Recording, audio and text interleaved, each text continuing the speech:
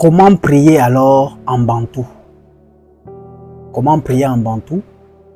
Ou comment prier chez nous, Africains, peuple bantou? Je l'ai déjà expliqué maintes fois.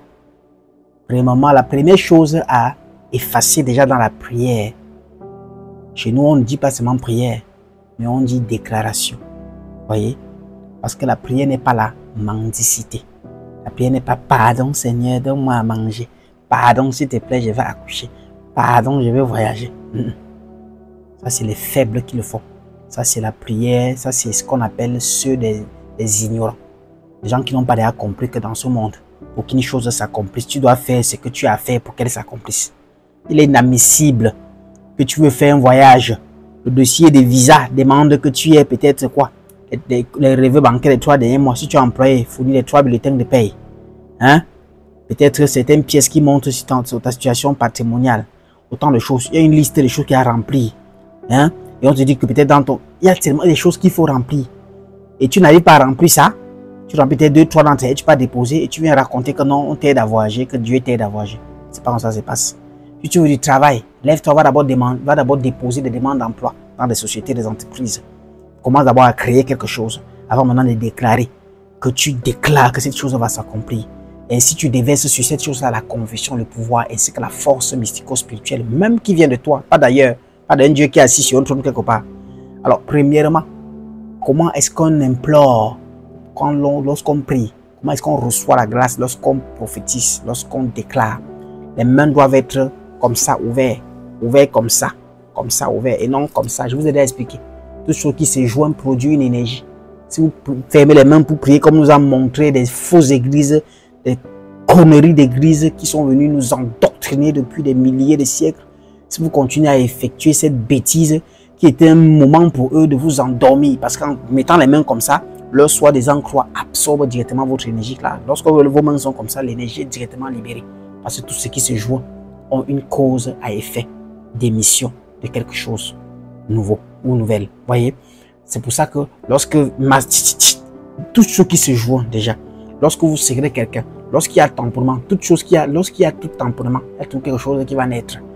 Alors, mais lorsque la main est ouverte comme ça, c'est pour recevoir. C'est pour ça que la main qui tend est toujours fermée. Pour dire que c'est la main qui donne. Donc quand c'est fermé, ça donne. Mais la main qui reçoit, elle est ouverte. Donc j'ai déjà expliqué ça souvent dans mes vidéos. Donc, la première position déjà adoptée pour prier, c'est que les mains doivent être comme ça, demander là, à recevoir la grâce. Pas à demander, à recevoir la grâce. Parce que la prière, on ne demande pas. On déclare qu'on reçoit. Il faut avoir la conviction de déclarer que ce que tu veux, tu l'as déjà. Et quand tu le dis, tu sais comment tu vas déjà procéder pour l'avoir. Avec cette conviction en toi, cette déclaration, cette force, cette détermination, tu sais déjà que tu l'as. Vous voyez? Première chose, c'est quoi? C'est que pendant ta déclaration, autrement dit appelée prière, c'est mieux parfois de parler en ta langue. Si tu es seul, ce n'est pas que tu es devant les gens en train de faire des choses, mais tu es devant les gens. Si c'est une prière interne, c'est-à-dire parle en ta langue maternelle. Parce que cette langue-là, c'est un héritage, c'est un code. Il y a certaines paroles dedans qui n'ont pas les mêmes effets lorsque tu les prononces en français. Tu comprends? Voilà. On nous oblige à dire des langues françaises ou universelles seulement quand on travaille sur quelqu'un. Parce que quelqu'un ne saura s'asseoir devant toi, tu commences à mettre les mains sur lui en parlant ta langue. La personne ne t'écoute pas. Tu peux être en train même de la maudire, de l'enfermer, même de faire tout ce que tu veux. Donc tu dois parler en français pour que ça transcende avec la personne. Mais lorsque tu es seul dans tes déclarations, parle en ta langue maternelle lorsque tu veux faire tes déclarations. Troisième chose, c'est que ça allume toujours une bougie blanche. J'ai déjà expliqué plusieurs fois. On va dire oui, est-ce que la bougie existait avant, machin. Oui, la bougie n'existait pas avant, au temps de nos aïeux. Mais à l'ère où les choses se facilitent, beaucoup de contrastes se sont créés. Bon, pour ceux qui font des voyages, il faut comprendre. Avant, le voyage astral était beaucoup plus facile qu'aujourd'hui. Parce qu'il n'y avait pas autant l'univers. Il y a trop de lois qui ont été enfreintes. Ça a causé trop de causes à effet négatif. Ça a causé trop de barrages sur le chemin, trop de dedans sur le chemin de voyage. Ça fait qu'il y a beaucoup de barrières qui sont beaucoup recréées. Vous comprenez? Et ces barrières n'étaient pas avant. Parce que les gens avant étaient soumis à une loi. Ce n'est pas les bêtises d'aujourd'hui qu'on dit Mohamed est monté, le PD Jésus a fait ceci, les histoires dormies debout. On parle d'un individu, on ne sait pas d'où il sort, n'est pas marié, machin, rien du tout. Et que ceux qui le prônent ne doivent pas se marier, machin. Alors que Dieu nous a créé pour procréer, mais derrière sodomie, les gens ils font des choses. Donc ce n'est pas des histoires là d'avant là. Le peuple était soumis à Dieu. Vous voyez? Et c'est ça qu'on appelle la divinité, la nature. C'est à ça que tout le monde est soumis. C'est la loi universelle. Hein? Alors ça veut dire que avant, hein, il y avait donc pas ces lois-là, les gens respectaient cela. Donc le voyage astral, la traversée était beaucoup plus facile. Mais aujourd'hui, avec toutes les règles enfreintes, toutes les choses enfreintes, tous les mélanges par-ci par-là, ça a causé beaucoup de décalage, de distance et de barrières dans le monde astral. La présence donc de la bougie blanche facilite donc le passage entre le monde mystico-spirituel et le monde physique. Donc, lorsqu'une bougie est allumée, ça facilite la traversée de vos ancêtres afin de prendre votre prière, que les génies soient plus manifestants. Vous comprenez? Vous mettez une bougie blanche, toujours avec le sel autour. Le sel représente la lumière. Et comme ça vient de l'eau, le sel est une partie de vos ancêtres. C'est ça qu'on dit toujours. Pourquoi est-ce que la plupart de tous les rituels se font avec le sel? Parce que le sel représente une partie de chacun de vos ancêtres. Car la plupart d'eux ont reçu les rites d'initiation avec de l'eau. La plupart d'eux sont des fils de l'eau. La plupart d'eux retournent sous l'eau. Vous comprenez? Car les pouvoirs les plus rigides, les plus puissantes viennent de l'eau.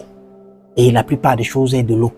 95% des choses existantes ou alors de lois existantes. N'importe quoi créé dans l'univers est régi, est connecté à l'eau. C'est pour ça qu'on dit l'eau, c'est la vie. C'est pour ça que si on arrête de boire de l'eau, on meurt. La seule chose laquelle Dieu nous a conditionnés est de l'eau. On peut arrêter de manger, hein, mais pas de boire de l'eau. Hein. Je vous assure, quelqu'un peut peut-être faire 5 jours, mais vous comprenez. Et arrêter même de manger, ça ne veut pas dire que tu vas arrêter de manger à vie. Mais il y a des périodes que tu peux supporter la nourriture. Peut-être une journée, c'est facile. Mais supporter, ne pas boire de l'eau, une journée, c'est un problème.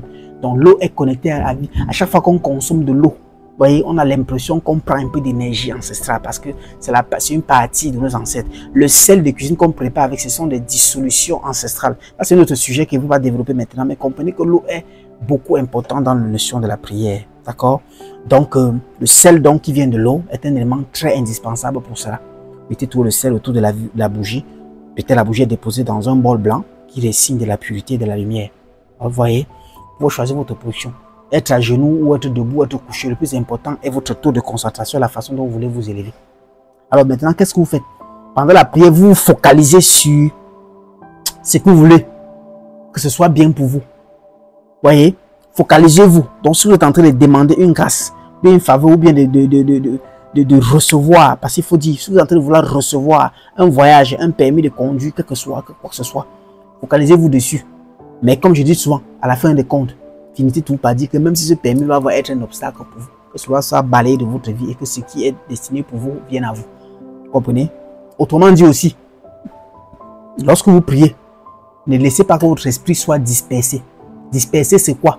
C'est-à-dire pendant la prière, libérez votre cerveau, libérez votre tête et faites des déclarations sur les réceptions de choses dont vous avez déjà centralisé ça dans votre esprit. Que cela se concrétise. Autre chose aussi, avant la prière ou avant la déclaration, rassurez-vous que vous êtes dans un état pur. Parce que la prière est un moment où il faut que tu sois dans la pureté pour recevoir certaines grâces. Parce que si tu ne te prépares pas, on ne va rien te donner. Si on te dit que Samuel te vient chez toi demain, tu vas faire l'effort de balayer ta maison propre. Si tu as ton invité propre qui arrive, tu as quelqu'un que tu respectes qui vient chez toi. Si tu te dis que moi, même s'il arrive chez toi demain, tu vas te préparer à me recevoir. Donc c'est la même chose. Quand vous appelez un ancien ailleurs, une divinité pour venir vous donner quelque chose, bien faciliter une déclaration dans votre vie, à préparer votre corps dans l'état de pureté. Et la seule chose qui purifie la plupart du temps, c'est le bain de sel avec du citron. Purifiez-vous. Maintenant, entrez en déclaration. Demandez, parlez, prophétisez. Dites que je reçois telle chose. Maintenant, après tout ça, vous savez, maintenant vous allez vous lever. Allez faire, mener des actions qui vont permettre l'accomplissement de ces prières-ci. C'est pas que vous allez rester là, comme des histoires, j'entends à dormir debout. Quelqu'un est malade, il dit, on lui donne le médecin, il dit, je ne bois pas, Jésus va me guérir. Jésus sauve tout, Jésus fait tout. Vous voyez comment quelqu'un peut être stupide. Quelqu'un anémie dans l'hôpital, on veut lui mettre le sang, il dit que non, Jésus, qu'on ne met pas le sang de tuer, mon Dieu, c'est descendu.